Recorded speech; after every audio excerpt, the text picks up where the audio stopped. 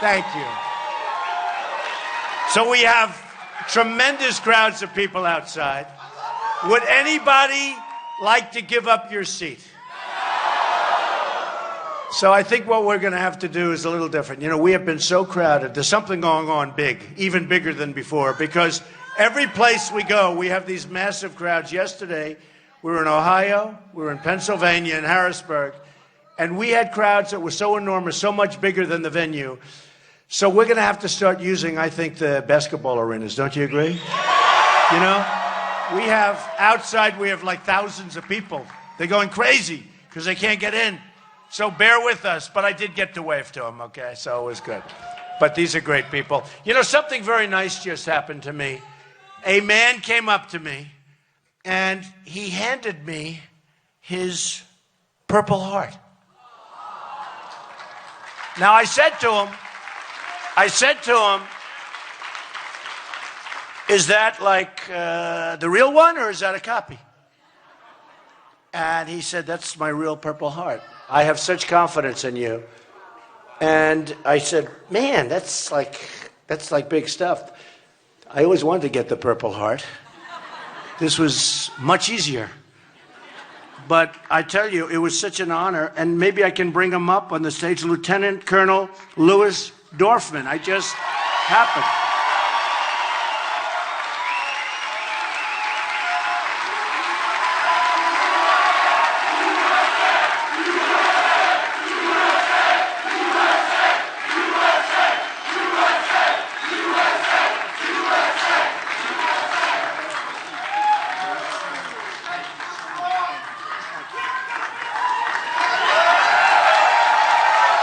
So I said, Lieutenant Colonel, would you like to say something? He goes, no, sir. I'd like you to just keep saying what you've been saying. Amazing. It's amazing. What an honor. What an honor. That was great. So thank you all for being here. We're going to have a little fun this morning, and we're going to be back in Virginia a lot. We have to win Virginia. Have to win Virginia. You know, I have a club in Virginia. Do you all know my club? Trump National. And if we could do to the United States what I did to that, boy, would we have a country. There'd be nothing like it anywhere, ever in history. But, you know, I took over a club, 10 years ago? And it was on the Potomac River, and it's right next door. And in fact, I wish we did this out at the golf club, to be honest with you, right on the Potomac. Maybe we'll do that. The next one, let's do it on the Potomac. I don't know, you do it, right? Right? We'll do it outside on the Potomac by the American flag. You know, I have tremendous acreage there. We have like almost 800 acres, and it's got 2 clubs, 2 courses. We have the PGA coming next year for a big tournament, and it's the best there is in the tri-state.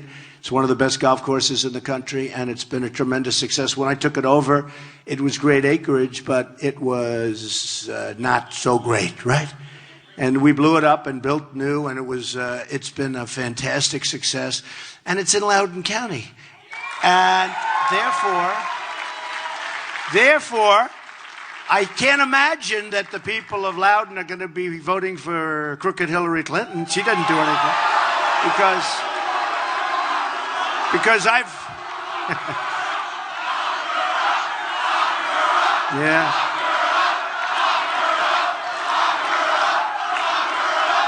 So did you see over the weekend Fox, Chris Wallace, where she lied? Where she said the FBI director said like everything was just perfect. It wasn't exactly... I mean, she lied. She pure and simple.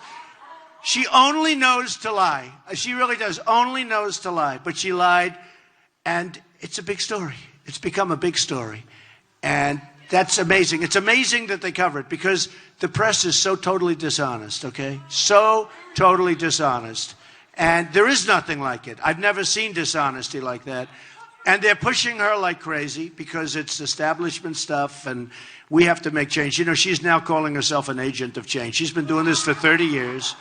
You know, numbers just came out for her where she raised like $50 or $60 million, and 20 people gave it. I think it was, 20 people 20 people gave her $60 million in her fund. $60 million from 20 people. I'm going to get a list of those 20 people. Oh, those 20 people. I want to find out who they are. I want to find out how many I know. I want to find out. Yeah, I want to find out how many I know. But I'll tell you what, 20 people gave her $60 million. And that's what I've been saying, folks. Look, I know the game better than anybody. And the game is played that way. They own her. They own her. They will do whatever's good for them. If they have a company that wants to move plants into Mexico, she's going to say, first she'll say, that's no good. And then she'll say, oh, I see. They helped me.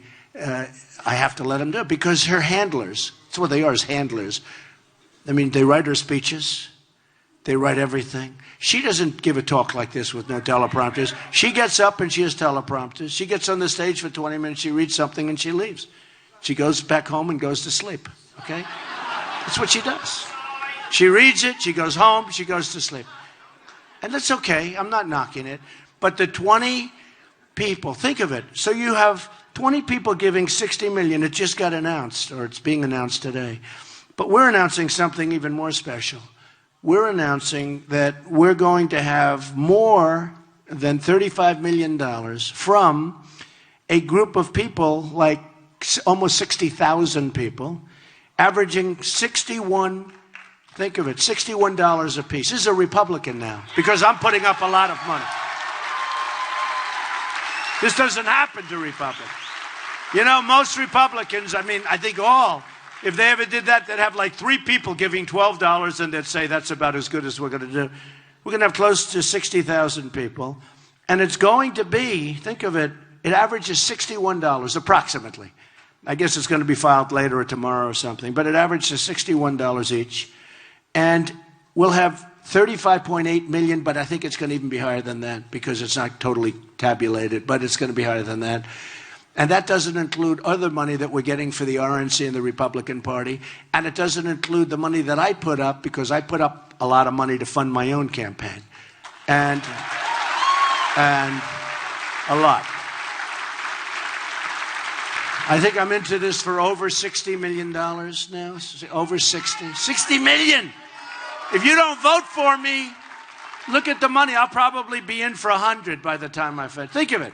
100 million cash. Okay, good. Good, thank you. I'll be in for over 100, and think of it, no tax deduction. See, everything I do, I think tax. After tax, before tax, but no deductions. But I'll be in for over $100 million when it's all finished, or thereabouts. And that's a lot of money. That's a lot of money. And nobody else does that, you know. Other rich people don't do that either. Not that many rich people run, because they're told if you're rich and if you're successful, you can't run for political office because they'll kill you. And I said, I agree. I do agree. I think I'm a testament to either never do it or do it. I will say this. It's been unbelievable. It's been the journey from June 16th coming down in the escalators. It's been an unbelievable event. I came down with Melania on that escalator. And I want to tell you, everybody loves Melania. They love Melania. She's a good person, I'll tell you that. She's smart. And I thought she gave an unbelievable speech, unbelievable presentation. Unbelievable. And Ivanka did the introduction, unbelievable job. And Tiffany and Don. And who do we have here today? We have Eric. Eric, where's Eric? Eric, come here. Eric Trump, everybody.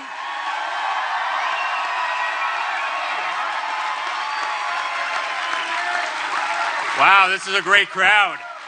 Wow. Well, listen, we are, and I say this all the time, but we're so proud of my father, and it's an honor to be in Loudoun. In fact, him and I, when I came out of college, the first job we worked on together was the great golf course that we have here, and the two of us sat there, and we put a tremendous amount of time and effort into rebuilding it, and we had a great time, and it was kind of the perfect, it was a perfect first opportunity for a son to work with our father, and I've learned so much from this man. He's been such an incredible father and mentor and boss, and friend and every other word that you could put on it. He's just the best, and he will do a great job for this nation. He will do such a great job for all of you, and we are so immensely proud of him. So with that, I give you back to the big guy. Thank you so much, Loudoun County.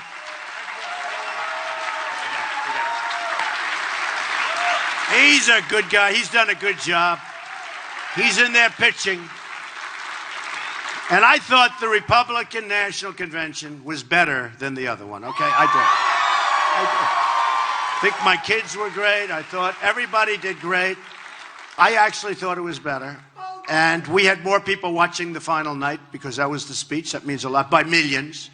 But I will tell you, yeah, friend or foe? Probably friend.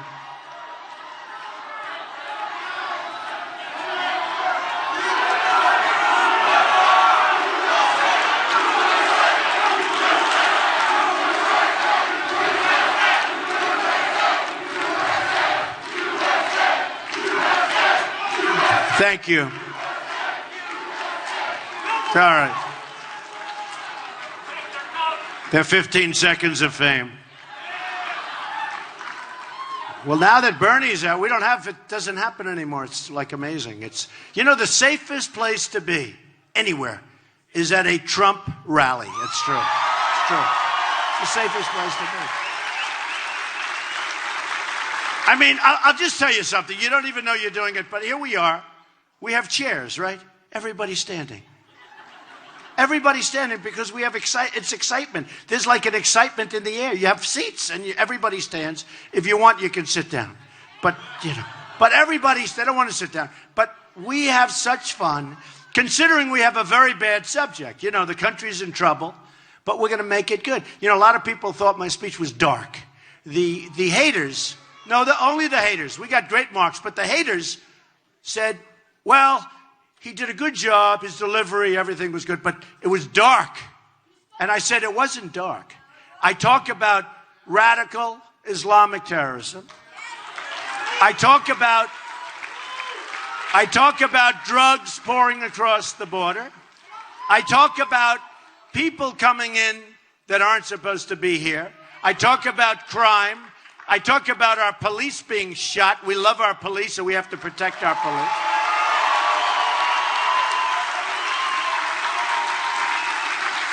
I talked about our veterans because our veterans are being treated horribly.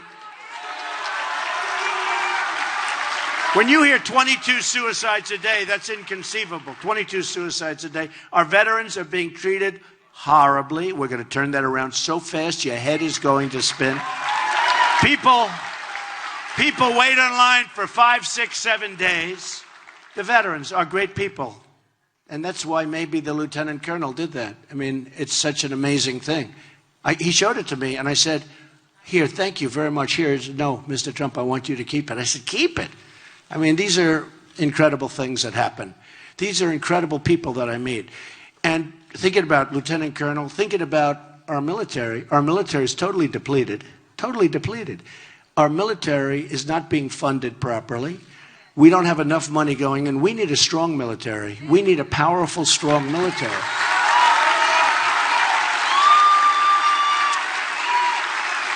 When you look at what's happening around the world, and when you look at the hatred, think of it. We are like the whipping post for many, many countries on trade. They kill us on trade, but in every way.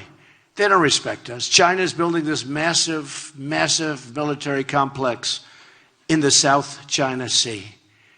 They didn't get environmental impact statements, by the way. They said on Monday morning, we're going to start building. And on Monday afternoon, they started. That's the way it works, right? We could never do that because we'd have to get environmental impact statements. It would take 30 years and then they'd reject it. No, we don't do things like that. And, that's fine. They're not supposed to do it. They're not supposed to do it. They don't respect us. Now, very simply, we have tremendous power with China. Some of the top people in the world representing China have called me. And one of them in particular said, Mr. Trump, I thought you were so wrong a year ago. I heard your very strong rhetoric on trade with China. and everything with China. You have to understand, China is great as far as I'm concerned. I want to get along with China. By the way, wouldn't it be great if we got along with Russia? Wouldn't that be great? If we actually had a relationship with Russia? Instead of all the fighting and the money and the problems, and if we could get Russia and others to partner up and go and knock the hell out of ISIS, wouldn't that be a good thing? Wouldn't that be a good thing? These people are so obsolete. These people, sometimes they'll say, oh, could I have a list of the people that you're consulting with? I said, well, you're not going to like it because these are people that aren't involved currently. Well, why aren't they involved currently? I said, because look at the world. It's a mess. I don't want to use the people that are involved currently. Look at the world. It's a mess. Look at what happened in the Middle East. Look at what's going on with North Korea. And look at what's going on with that. We have a mess out there. We have a total mess. Because I'll give names that are better. And they'll say, but these people haven't been involved. And I said, who wants the people that are currently involved? Nothing's working out. Nothing's working out. Look at Libya. Look at Syria. Look at the migration. Look at Iraq. What a mess. Look at Afghanistan. What a mess. Look at everything. If we didn't do anything with Iraq, if we never went there, if our presidents went to the beach, we'd be much better off. If they just went every single day to the beach and took it easy. Let Obama go to the golf course. But you know what? We'd be better off. And then the way Obama got us out of the war was a disaster. We're going to get out on a certain date. The enemy sat back and they said nobody could say that. Nobody. Actually, they thought it was a form of camouflage, right? Actually, they didn't believe it until it happened. He actually said when they're getting out. But they laid back, and then after we left, you see what's happening. So look, we have people that don't know what they're doing. Hillary Clinton will be worse. She'll be worse. Okay? Hillary Clinton will be worse. She has bad relationships with people like Putin. I'll give you an example. She has terrible relationships with Putin. This is a nuclear country we're talking about. Russia, strong nuclear country. And so are we. But their stuff is newer. Their stuff is newer. So she's looking at, they have more. I didn't even want to say it. They have a lot more. Okay? So, she wants to play the tough one. She's not tough. She's not tough. I know tough people. She's not tough. I mean, she's just doing the handlers. They push her from place to place. That's all it is. You saw her speech the other night. I mean, they talk about presidential. Do you think she looks presidential? I don't think so. I don't think so. So, she wants to play the role of the tough guy against Putin and Russia, and she wants to play. It's not tough, not tough. She should be tough on trade, okay? Because right now we are being ripped off on trade like nobody has ever ripped us off in history. You look at our trade deficits with China. Hundreds. I mean, just take a look. The numbers. Think of this. $505 billion. Look at our trade deficits total. More than $800 billion. Trade deficits. Coming out of this area, by the way. Coming out of the state of Virginia and every place else. I mean, I won so many states. And we won in landslides, or I wouldn't be here. Look, if I didn't win, this system was not set up for somebody like me to come in and exert brains and common sense, okay? It wasn't set up for that. It's set up for politicians. And if I didn't win in massive landslides, I mean, I won by a landslide. Got 14 million, almost 14 million votes. That's more than anybody has ever gotten in the history of the Republican Party. And remember, and that's with 17 people. People keep forgetting.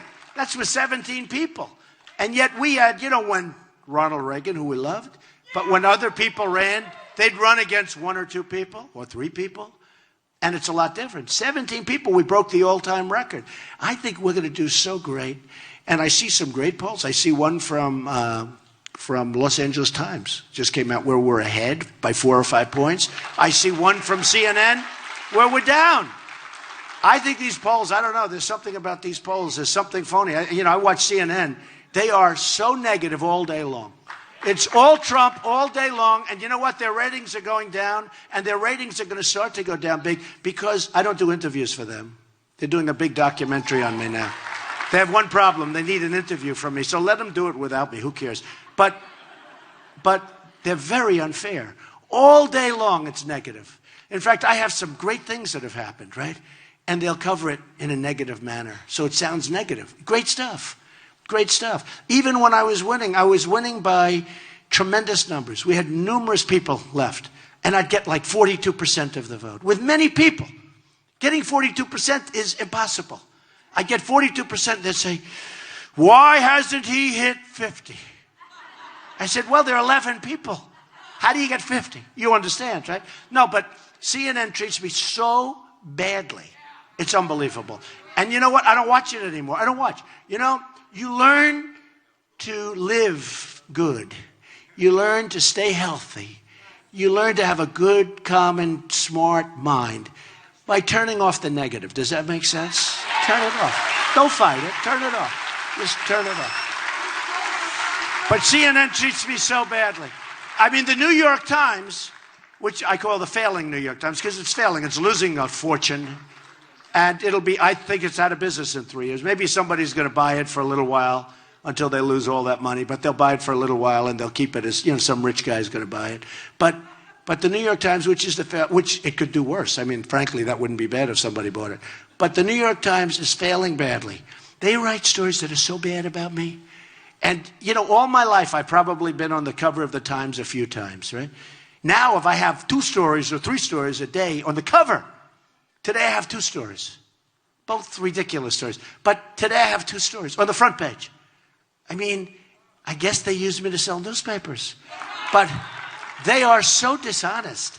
The reporting is so dishonest. I won't get into individual reporters' names because I'd like to. I could tell you the good ones and the bad ones. And they have a couple of good ones over there.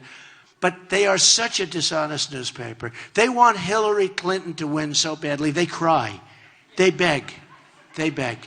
The editorials are unbelievable. I mean, here's a woman who's a total thief. I mean, she's a crook. She's a crook. And she lies more than any human being I've ever seen. And she's got no gravitas. And by the way, she's got a bad temperament. She's got a temperament of a loser. I mean, I'm going to get the Barack Obama clips when he beat her. 8 years ago, Barack Obama said things about her that were so bad. And today I just said, do me a favor, look them up because I remember how bad. Now all of a sudden he's supporting her. And, look, it's a hope because she's going to keep Obamacare. She's going to let people continue to pour into our country, and we have no idea who the hell they are. She's going to let the Syrian refugees come in, and we don't know if they're ISIS. We have no idea. It's going to be the all-time great Trojan horse. They come in by the thousands. And she wants, hard to believe, it was funny, I actually said it was 500%, and the press said I was wrong. They said it was 550. Can you believe? They actually even corrected me on that.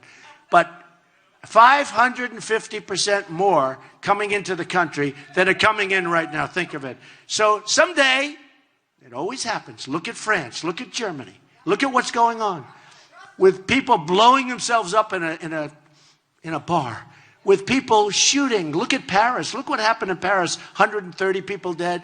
Many, many people still in the hospital. They'll never be recovered. Okay, never be recovered. But you just take a look at what's happened.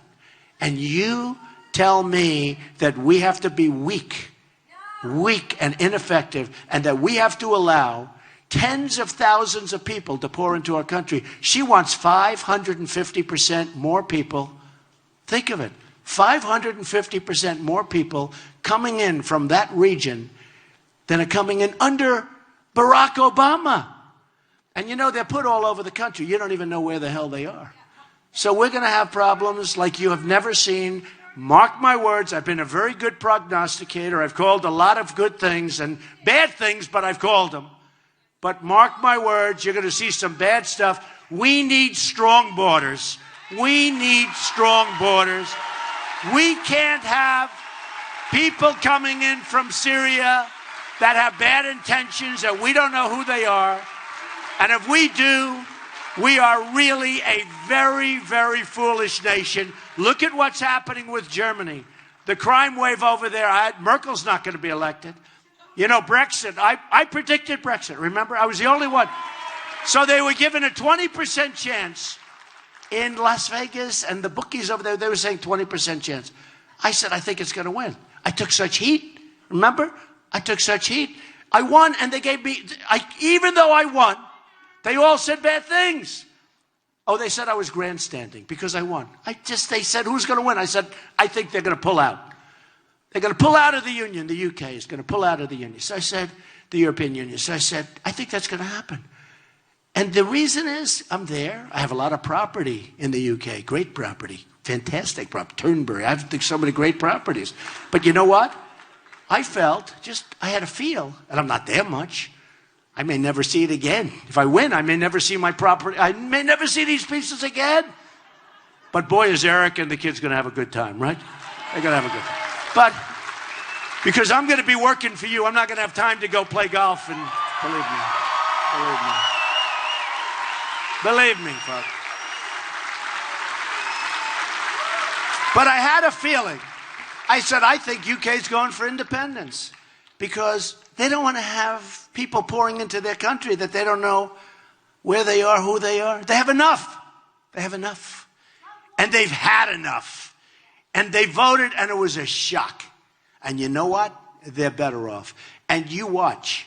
Other countries in the European Union are going to follow. Because they were forced to take people, and now it's getting to be catastrophic proportions. And you watch what happens to Angela Merkel, who I always thought of as a very good leader until she did this. I don't know what went wrong with her. I don't know. What went wrong? Angela, what happened? What happened, Angela? And you take a look at what's going on in Germany, the real facts, okay? I have friends that live in Germany. For years, they were so proud. They were saying, this is the greatest country, Donald. This is so great. This is the... People now tell me they're going to leave Germany. Leave? I said, what are you talking about? We're going to leave. They take in millions of people, and they don't know anything about and what's going on. You know the terms of what's going on. The women have heard all about what's going on, okay? Let me tell you, folks. We are allowing thousands and thousands of people into our country. I've spoken to the best law enforcement people that we have, who are great people, and they said there's no way to properly vet these people. There's no way, because we don't know where they really come from. They have no paperwork, so what they do is they make up paperwork. Everybody makes up paperwork. Remember when they stole our passport machine? Remember? They have a passport machine that's better than the stuff we have. Okay? These are smart people, by the way. These are smart people. These are very smart people. And I have a bigger heart than anybody in this room, or as big. We want to do safe zones in Syria. I will get the Gulf states who are not doing much, believe me. The Gulf states have nothing but money. I'm going to get them to pay. We owe $19 trillion. We're not paying for it. We're not paying. They're going to pay. They are going to pay. We're going to get the Gulf states to pay for it. They're going to pay. Don't forget, without us, the Gulf states won't exist. They won't exist. So we're going to get the Gulf states to pay. And we're going to be the smart country again. But we're not going to let this happen where all of a sudden our cafes start blowing up, our movie theaters start blowing up full of people and all of the other things that you've been seeing all over the world. I mean, all over the world. Who would have believed that horrible scene in Nice? Who would have believed a thing like that's even possible? Just driving a truck down, killing everybody, running all over everybody. You know what they were screaming? They were screaming something that they always seem to scream, okay? And I'll tell you what, it's not going to happen here. We're going to be very, very tough and very, very smart. And we can be, folks, we can be the stupid people, and we can be the politically correct people, and guess what? We're not going to have much of a country left, believe me, okay? So that we have to have it. So look, a couple of things. You know, a lot of bad numbers, right? A lot of bad numbers. Hillary said she wants to keep it the same, but she's going to change. You notice she's saying, I want to keep it the same, but we're going to change. First of all, she can't change. She's been doing it for 30 years. You know, I say, if she wants to change, why didn't she change? She's been doing this a long time. Her husband signed the worst trade deal in the history of the world, probably. And I really mean that. I'm not exaggerating. NAFTA. The worst. Now they want to do TPP, Trans-Pacific Partnership. It's going to be as bad as NAFTA, if not worse. Numerous countries, documents that are 5,000 pages long. Our people haven't even read the documents, okay? I want to do individual country. I like trade. Individual countries. Boom, boom, boom. If they do a bad job with us, you have to see what this TPP looks like with the lines. Lines all over the place. Looks like a jigsaw puzzle. Simple. Simple. Deals are tough enough, complicated enough, simple. Boom. Individual countries. We're rewarding people that have treated us badly, and they're going in with people that have treated us well, meaning countries. I want individual countries. And if they do something bad or they devalue their currency so that our companies can't compete because you're losing all your jobs. I mean, I just left Pennsylvania. I just left Ohio. I'm going to be very soon in Michigan. Upstate New York is a disaster area. I mean, you look at these big, beautiful plants that are just rotting. They're just rotting. I flew into Harrisburg, Pennsylvania yesterday, and I looked down, and I looked at it. It looked like a war zone where you have these massive plants, and you could see 25 years ago, vibrance, families being taken care of, work, education, healthcare, people working. It's all in Mexico now. The businesses have moved to Mexico and other places. But between China, Mexico, others, they've taken our business. Vietnam, very big right now, really taken over. I mean, they're doing a great job for them, not for us. Vietnam's a hot one right now. Take a look. But we're not going to let that happen. We're not going to let it happen. We're going to be smart. When a company moves and wants to move, as an example, to Mexico, we're going to wish them luck. But when they want to sell their product back into this country, we're going to say, sorry, but you have a 35% tax to pay to get your product back in. And when we do that, they're not going to move. They're not moving. They're not going to move. Because we will have taken the economics of moving away from this country. And I've watched for years. I have watched for years. More than just Obama. I've watched for a long period of time presidents saying, and politicians saying, how do we keep our companies? Because they're moving. They're just leaving. Remember, they did the low interest loans. They don't need money. They did all sorts of tax abatements. They don't want tax abatement. I'm doing the ultimate. I'm saying you make a product outside of the country, and when you leave and when you fire all of our people, and you're going to now make that product in, as an example, Mexico, there are other places. But when that product comes across the border, you're going to pay a 35% tax. And here's what's going to happen. For the most part, they're not going to move, okay? I think very few are going to move because you've taken the whole, point out.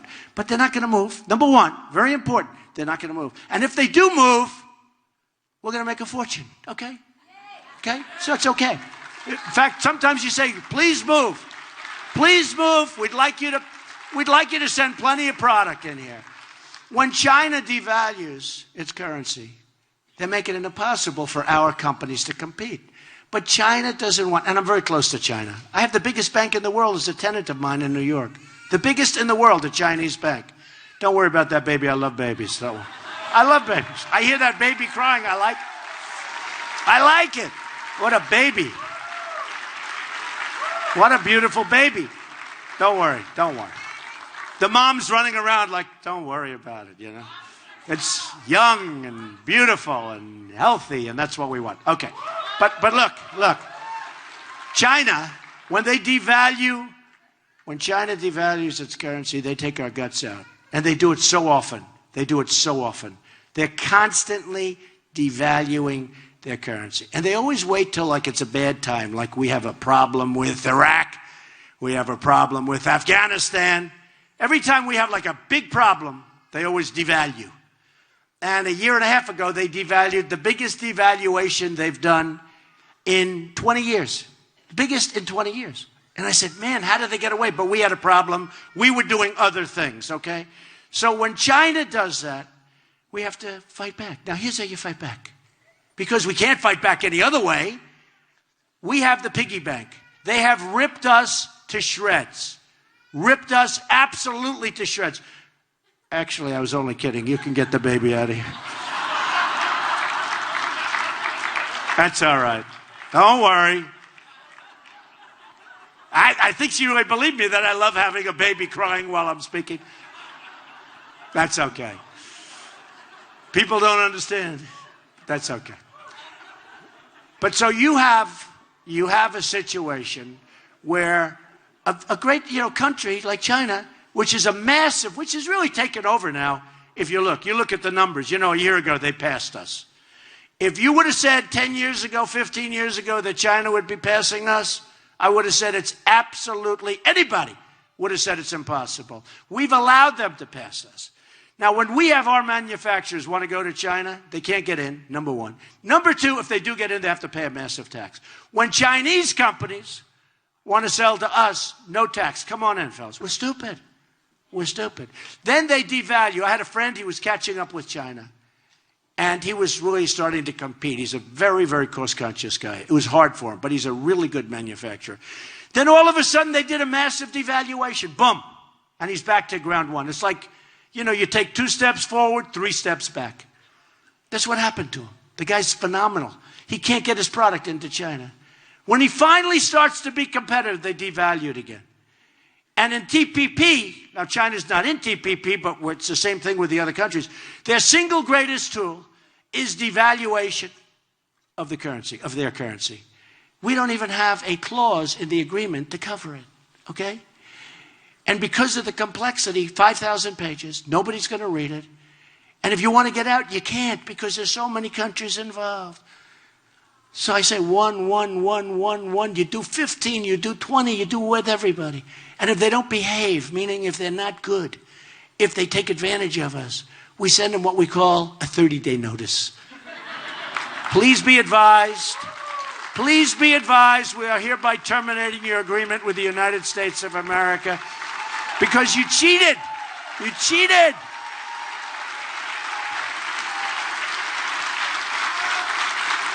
You cheated on us. And here's what's going to happen. Now, we're only dealing with one country. We no longer have to worry about, let's bring this country to the tribunal of all the other countries. Nice and simple, folks. It's very complicated to start off with. Nice and simple. So out of the 5,000 pages, I'll bet we don't have one politician in Washington that's read even a page. And these other countries, smart as hell, smart countries, by the way, these are smart countries. They've read every word, every comma, every period, every paragraph, every sentence. They didn't read Obamacare. She's right. Well, there's an example. Thank you very much. I was just about to say that. No, but Obamacare is a great example. Obamacare was like 2,500 pages. Not one politician read it. And now we're stuck with it. But don't worry, we're going to repeal it and replace it. But we're stuck with it.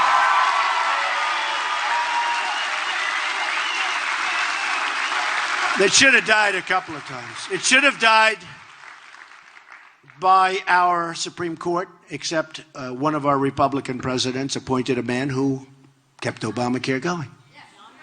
Shockingly, right? And not one legal scholar can figure it out. It should have died the first time, and it should have died the second time, and we still have it. And that was a Republican appointee, okay? And speaking of appointees, because they've been a few beauties, speaking of appointees, I am going to appoint great justices of the Supreme Court. Great. And, I actually told a group last night in Pennsylvania. I told a group, I said, and we had such a crowd. We had thousands of people, like outside today. I mean, you don't believe it. Outside today, seriously, we can't use these rooms anymore. This is bigger than it's ever been. It's a movement that we have going. We have a movement going. But outside, and I told this group, I said, this big, thousands of people, I said, listen, even if people don't like me, they have to vote for me. They have no choice. Even if you don't, and you do like me, I hope. But I said, even if you can't stand Donald Trump, you think Donald Trump is the worst, you're going to vote for me. You know why? Justices of the Supreme Court. If they pick judges, we're going to end up with another Venezuela, except just a bigger version. It's going to be a disaster for this country. And I've already chosen 11 that were vetted and that are so good. These are great justices. Federalist Society looked at them. Heritage looked at them. People that are really highly respected. And I'm going to pick from that group. And we already have one before we start, Judge Scalia. And I want to get as many as I can in the mold of Judge Scalia, because that's what we're looking for. That's what we're looking for. Justice Scalia, good man. And who knew that was going to happen? That was a surprise. People kept talking about different names, but they didn't think him, and all of a sudden he's gone. That was shocking to people. So you never know what's going to happen. And I'll tell you, this could be the presidency with the most Supreme Court picks of any presidency in history. You'll probably have 3. You could have 4, and you could even have 5. Look, we have 1 before we even start, right? Judge Scalia. But you could even have 5. And can you imagine if Hillary Clinton picks 5 super libs, because what she is she's being pushed around by the Bernie Sanders crowd, many of whom are going to vote for us because of our trade policies, okay? Because they understand that trade is killing our country. All right? So I want to go over a couple of facts. Before I do, though, I want to just say this. Look, we have a movement going. This is beyond anything that anybody's ever seen. Commentators are saying on television, people that hate me are saying on television that they have never seen anything like this. They call it the phenomena. It's a phenomena. Our crowds are much bigger than Bernie's were, and Bernie did good. Bernie was second, I will say that. Far greater. Hillary, last night in Harrisburg, where I had, 12,000 people, we had to send away thousands. Hillary had 800 people. Okay? Now, I don't know what it means. I mean, maybe it doesn't mean anything. I think it should mean something. I think it should mean something. I mean, when you have crowds that are many, many times the size of your opponent, I would think that it would mean something. But we have these massive crowds. I mean, I felt so badly about when I went through and I'm waving to everybody, but, they were all standing out there. And I feel guilty about it. But here's the story. We have a movement going. It's an incredible movement. It's a movement like they say they've never seen in this country before. And I say it a lot because I have a lot of respect for him, Bill O'Reilly.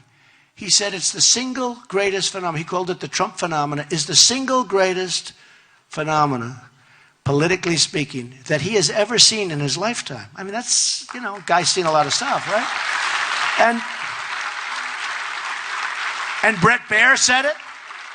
Brett Baer, good guy, said it. And Brit Hume, who said it. He doesn't like me too much, but he said that. Or something similar. And people have said this, that what we are doing is one of the great political phenomena of all time, but very importantly, it's one of the great movements of all time.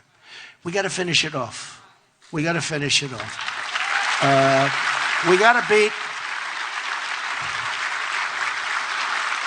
to beat a dishonest machine, totally dishonest machine.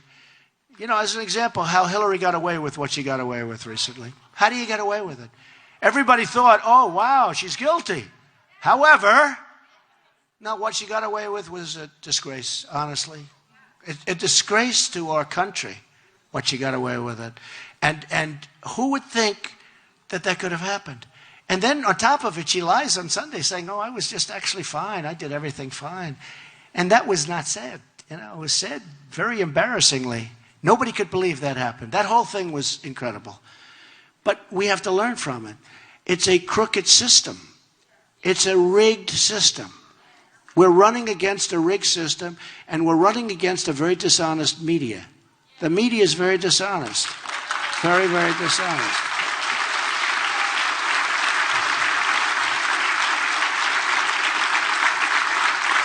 I mean, where they don't take Patti Smith, where they don't take Pat, and who's an unbelievable woman, and they give her virtually no airtime, and they give other people unbelievable amounts of air. It's just so unfair. It's so unfair. We're running against a rigged press. We're running against dishonest people. Okay? Really dishonest people. And hey, look, it was rigged against Bernie Sanders. You could see that from all of those emails. Debbie Wasserman Schultz. No. But you could see it. It was a rigged deal. He never had a chance. The guy worked so hard, and now he's got buyer's remorse. You look at him. If he would have done nothing, if he would have just gone home and gone to sleep, he would have been So, because he made a deal with the devil. He made a deal with the devil. And he made a bad deal. And then she picks a vice president that's the exact opposite of everything Bernie represents. Now, I don't agree with what Bernie represents. But, I mean, honestly, it was almost 50% of their party. You would have thought she would have given him a little bit of a bone. She gave him nothing. She gave him nothing. So we have to get everybody out. Loudoun County is so important. And really, I'm a big employer here. I'm a big, big employer here. And everybody in this room knows how great that project is and how successful it's been. Because many of you, who's been there? How many people have been there? Yeah. It's one of the great projects in the country, all along the Potomac River. Thank you. One of the great projects in the country. So let's go over a couple of numbers because you have to see this to really believe it. And by the way, Hillary Clinton has not had a news conference in, I think it's 242 days, okay? She doesn't do news conferences because she can't. Because, for a number of reasons. But number one, she's so dishonest. She doesn't want the people peppering her with questions. So she doesn't do news conferences. It's a disgrace. I think it's 242 days. You know what that is? And she probably won't have one. Maybe she won't have one. Maybe we'll force her to have one. But she probably won't have one. So listen. Since 2000, the number of unemployed people in Virginia has doubled.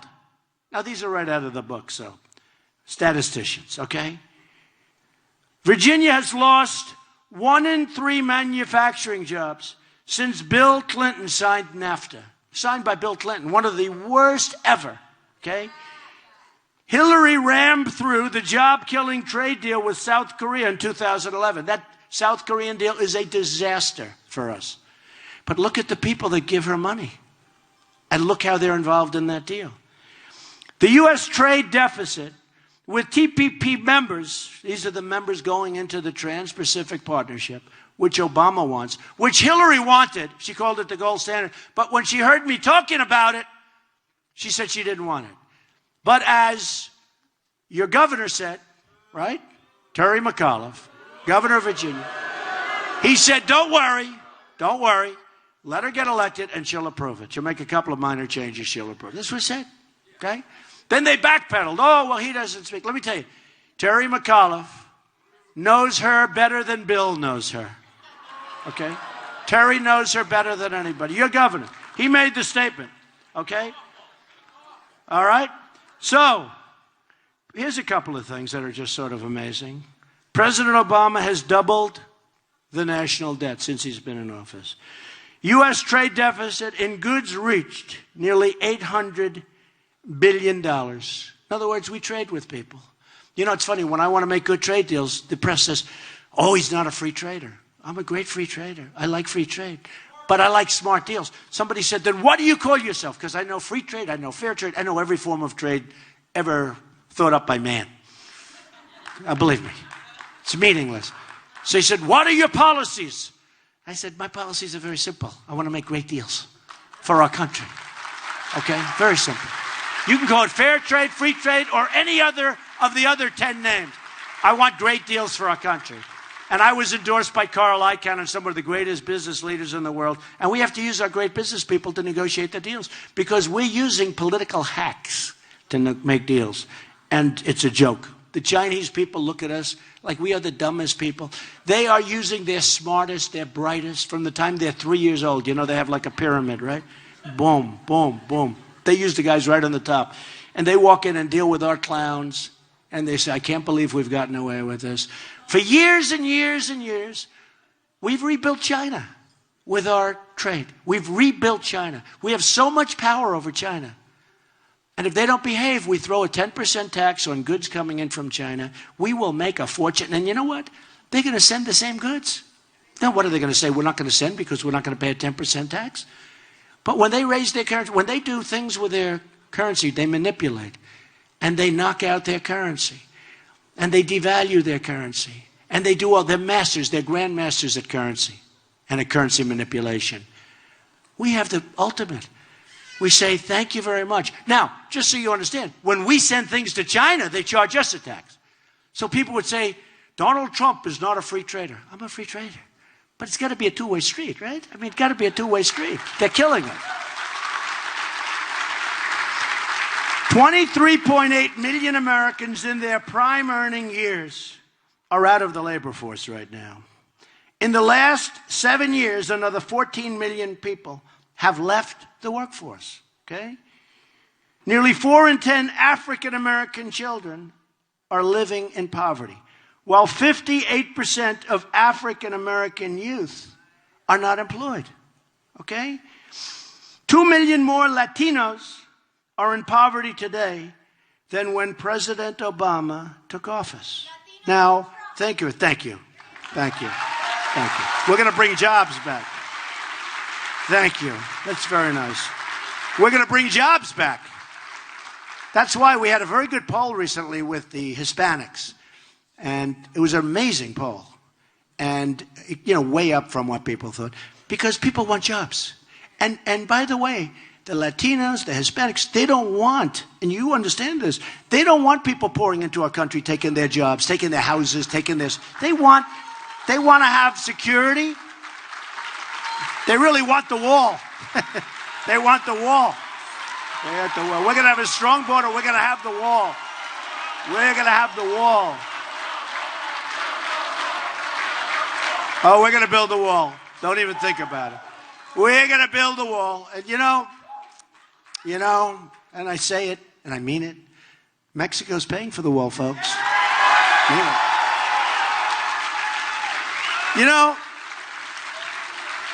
If Mexico wanted to, they could stop all of the problems that are coming into our country, including the drugs.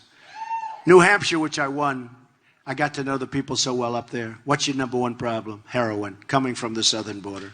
And I said, doesn't make sense. You go to South Carolina, North Carolina, no matter where, here, you go no matter where, we have drugs pouring into our country. We could stop it. You see, our politicians don't want to stop it because there are people out there that make a lot of money with that. And they take care of the politicians. They don't want to stop it. They could stop it. But Mexico could stop it without even us. 16,500 Border Patrol agents endorsed me recently. Okay? Sheriff Joe endorsed me. Sheriff Joe Arpaio from Arizona, which is great. We're going to get it going. But we're going to build the wall. Mexico's going to pay for the wall. And some politician came up to me. Number one, you can't build a wall. I said, really? China just built 2,000 years ago, China built a 13,000-mile wall 2,000 years ago.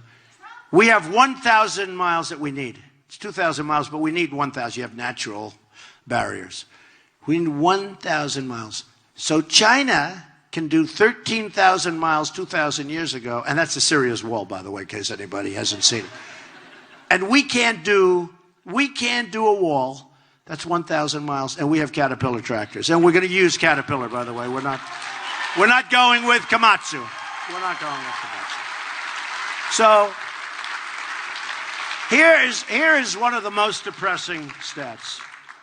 According to the second quarter GDP report, you saw this yesterday, the economy only grew at 1.2%. This is the third straight quarter that the economy has grown under 2% and is the single weakest of any economic expansion in more than 70 years. So we have the weakest expansion in 70 years. And it's going back. Now it's going down because the numbers are getting worse and worse all the time. If they get real bad, I hope it happens fast so I don't have to, they'll all blame me. You'll end up winning. And your first day, the economy crashes because of some incompetent people before me. Well, we'll get it straightened out, but we'll certainly blame them, okay? We're going to blame them. No, but think of it. The weakest in 70 years. 70 years. I mean, it's terrible. Now, here's another one. U.S. home ownership. The rate fell of ownership to 62.9% in the second quarter. The lowest rate of home ownership in more than 50 years. Terrible. Did Hillary mention any of these facts in her optimistic speech? Okay. And we're not talking about the shooting of the police, which, by the way, is at massive levels. Massive levels. We're not talking about crime. In major cities, our crime is going through the roof. You look at what's going on in some of these cities, crime is up numbers that you wouldn't even believe. They don't talk about that. They talk about how everything's wonderful. Look, with Hillary, you're going to have 4 more years of Obama. And you know what? If you have 4 more years of Obama, our country's finished. It's finished. Here's one that's amazing. Household incomes are more than $4,000 lower than their levels in the year 2000. Think of it. Household income, you're going to make $4,000 less now than you did 16, 17 years ago. Another one that's very common and out there, people, many people in this room, but people are making, in terms of real wages, less money today than they made 18 years ago. And they're working 2 jobs in many cases. And that's because of Obamacare. Because Obamacare, it makes sense for employers to do part-time workers. So you'll have a worker who's worked at a company for years, and all of a sudden the boss goes up to him and says, I hate to do it, with tears. And says, I got to make you a part-time employee because of Obamacare. It's forced people to be part-time employees. It's a horrible thing that's going on in this country. And you didn't hear that in Hillary Clinton's speech. You didn't hear that. You didn't hear that. You heard all this glowing stuff. It's a disaster. And then when you look at other countries, how they've built up their military. Look at Russia, how they've built up their military. Take a look at what they've done. Take a look at what they've done on the nuclear weapons front. How they've built up their military. And how we're so far behind. And our equipment is obsolete in many cases. And we have jet fighters that are so old that they have to go to graveyards, airplane graveyards, and museums to get parts for current jet fighters. And we have our pilots, our wonderful, incredible pilots saying, it didn't used to be this way. And now they're older, and they're going to leave, and they're going to retire, and they don't want to stay. They're so depressed at what's happened. But they're fighting. You saw the report. You probably all saw it. They had documentaries on television about how old our aircraft is in our services. And you have other countries. You look at China, what they're doing with their massive installations that they're building in oceans. South China Sea. Massive. We would never even think about it. No, we've got to get smart, folks. We've got to get smart. We're falling way behind. Falling way behind. And I could keep reading this stuff. It's just point after point. You're doing lousy over here, by the way. I hate to tell you. But here's recent factory closings in Virginia, right? Right? Kennametal, Ball Corporation, closed. Kennametal closed. Sandvik closed. Moved their jobs to Mexico. Let's see, Mexico, yeah. Smithfield Foods, Inc. closed its plant. 400 workers gone. Anybody used to work for Smithfield? That's true. It's true. Stanley closings in Virginia, right? Plant. Invista laid off 400 workers, closed its plant. Moved their jobs to China and Canada. North Carolina has lost so many jobs. Pennsylvania has lost tremendous numbers of jobs. Ohio has lost 34% of their manufacturing jobs since China's entrance into the World Trade Organization. Folks, what are we doing? What are we doing? We're being led by stupid people, folks. And people that are controlled. People that are controlled by special interests and lobbyists. So here's the story. So we've got to build up our military. We've got to make great trade deals. I told you that no more. When our companies leave, they think they're going to leave and sell us back product from a different company with other employees from other nations. Not going to happen. Not going to happen. I mean, it's going to happen, but they're going to pay for it. There's going to be consequence. They're going to pay a tax. Very simple. Now, a lot of people think I'm not conservative because I want them to pay a tax. I think they're not conservative because they're stupid. Okay? They're stupid.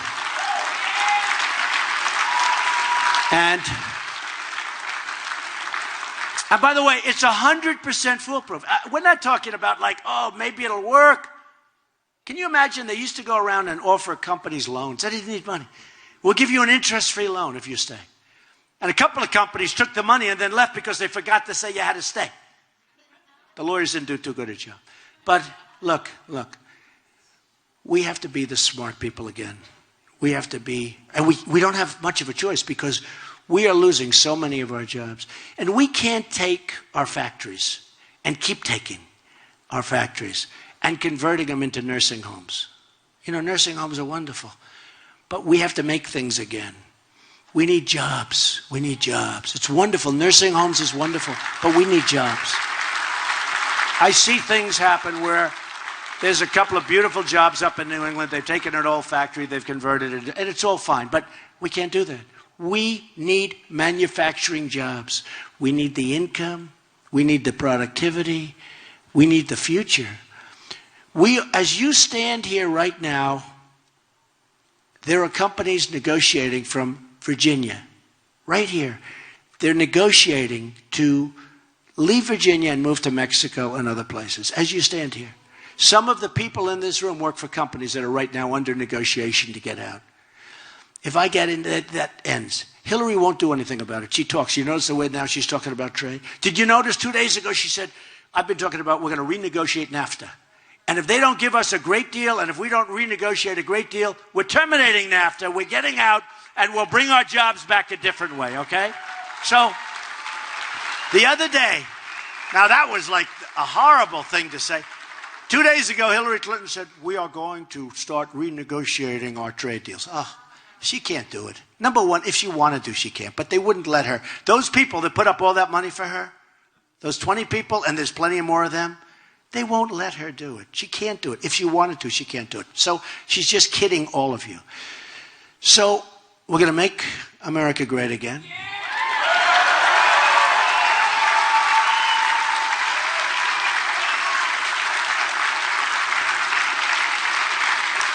We're going to build up our military so depleted. We're going to take care of our veterans who have been treated horribly. We're going to make phenomenal trade deals. We're going to make trade deals that bring jobs back, not trade deals where we lose our businesses and our jobs. We're going to have strong borders. We're going to have the wall. Mexico's going to pay for the wall. And we're going to have people come into our country, but they're going to come into our country legally. Legally. We're going to appoint great justices of the United States Supreme Court. We're going to repeal and replace Obamacare. We are going to save our Second Amendment, which is under siege.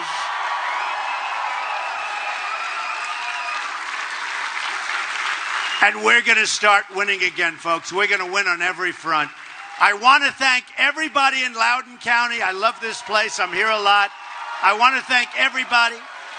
I want to thank everybody in the state of Virginia. Virginia, we are going to be here so much. You're going to be so sick of me. You're going to say, please keep him out of here. We'll vote for you, but please keep him out. I'm going to be in Virginia a lot. We're going to be here a lot. And just so you know, we are going to be proud of our country again. We're going to put America first. We are going to start winning again. We are going to make America great again. Thank you very much.